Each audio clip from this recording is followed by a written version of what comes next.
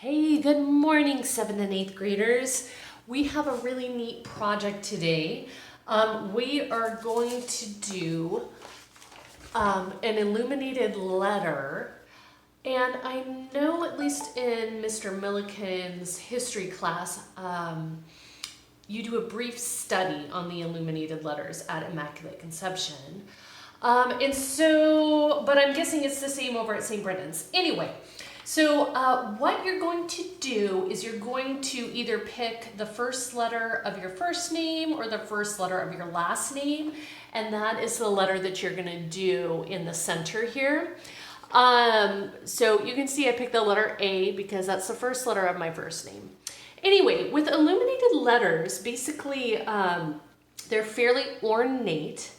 You can tell that I've got a lot of organic lines going on, and I created a simple block letter and then I modified it with basically some sort of leaf-like lines, so lots of curves, some waves. And anyway, illuminated letters were, I'll just do a 2-minute brief history on illuminated letters. But they were generally started by monks for liturgical texts a long time ago. And they were called illuminated basically because it really lit up the text for readers. A capital on each page would be illustrated. It would just give some sort of interesting thing for the reader to look at, some beauty to see. And gold, real gold or silver was used quite a bit of the time to light up the letter. I don't have any gold marker or gold paint with me, but if you're able to do that with your letter at home, if you happen to have these things, I would highly suggest that. And a lot of the times the background was quite ornate, more ornate than what you see here, which is already fairly ornate. But the negative space behind it would be fairly simply done. A lot of the time black, so that the letter and the designs would pop out. And you can see that I did the majority of my negative space behind my A in black. Anyway, monks would spend hours and days, just a long time doing these handwritten manuscripts and illustrating these illuminated letters. In fact, if you want to check out online, there's a couple of very well-known books that have these illuminated letters. One's called the Book of Kells, which is an Irish text created by monks, of course. I would check that one out, as well as the Book of Hours, which is a Christian text. And it's a devotional prayer book. And the Iliad by Homer, which you've probably heard of. So anyway, these are a few books that have these illuminated letters if you want to check them out. And in fact, if you need inspiration for the design of your letter, then by all means, just Google illuminated letter font, and you can see people's renditions of maybe the letter of your first name or last name, but don't copy, okay? I really want you to try to figure out how to design your very own letter and the background to it, okay? It's not that hard. I will go ahead and show you how I did this, and then I'm also going to do a brief lesson on how, if you want to do it on foil, aluminum foil, and then color it with Sharpie or markers, which would make it look more illuminated. Or if you happen to have copper foil, that would work as well. I'll show you how to do that briefly as well. So it's going to be probably a part 1, part 2 video again for you guys. Anyway, I'm done talking. So let's get started. I'm going to move my illuminated letter over here. I think you can still see it. So the first thing that I did is I took my So I'm doing the letter A, and I took my straight edge and I did the inside part of my letter because I knew this part I wanted to keep straight, but then I was gonna modify the rest. So I started out with my straight area first, and I did that in the center of my page. So I'll show you how I did that. So I went ahead and I did a straight line going this way, and then I knew that I needed to give it width. I wanted to give it width, I should say. So I did that, a parallel line to it. And then I did the inside line as well. Okay, I would suggest, I'm using Sharpie just so you can see better.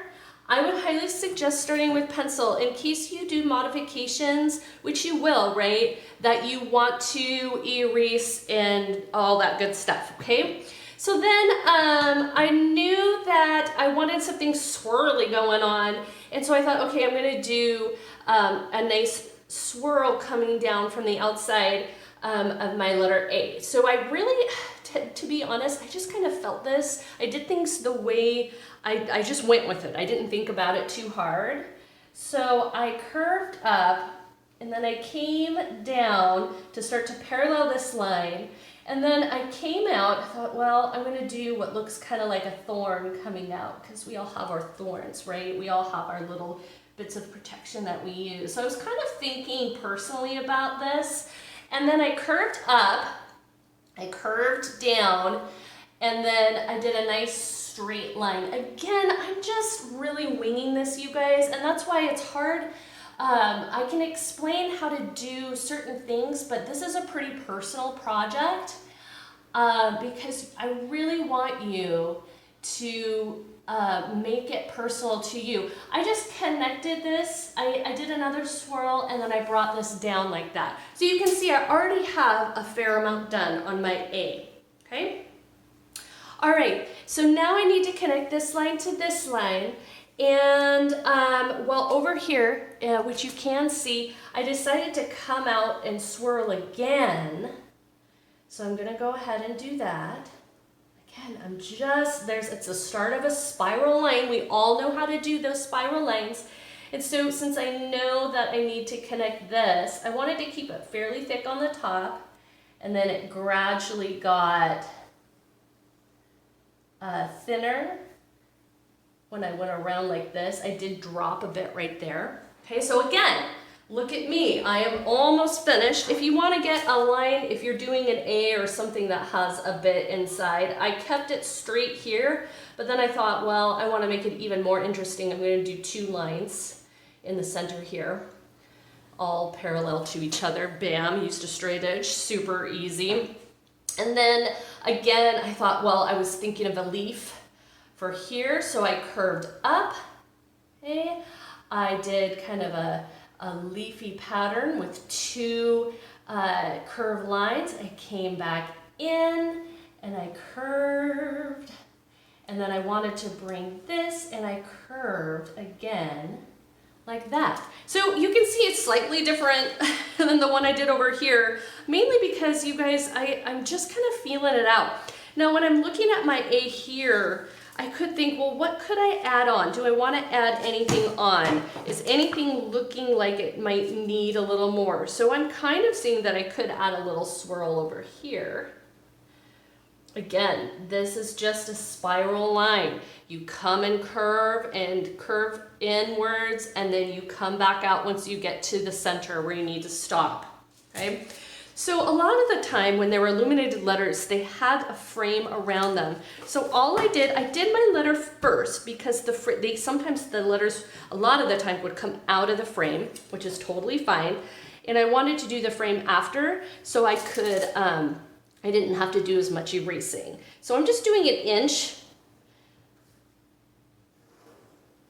Okay, so it's 1 inch long, wide, I should say. 1 inch wide, and I did 1 inch all the way around just with my straight edge. So your straight edge isn't 1 inch wide. It should be. I air draw when I hit my A, and then I keep going when there's negative space. Pretty easy to create that frame.